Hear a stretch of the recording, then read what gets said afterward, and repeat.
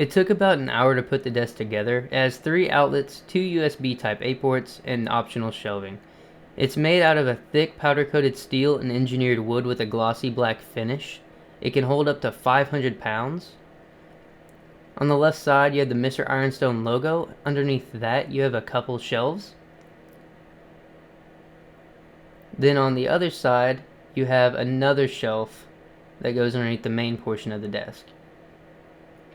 Something really cool that I personally liked what they did is they labeled everything with these number stickers that corresponded with the instructions when putting it together. It made it very nice and easy.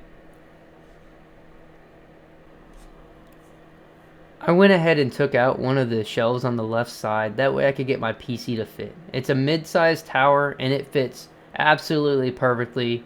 Left, right, front, back, fits perfectly. The desk is super sturdy, and I am blown away by how sturdy it is. It's super clean.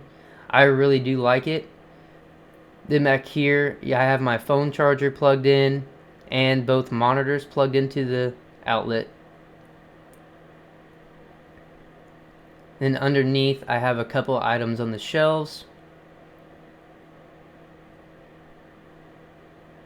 And I can't reiterate this enough.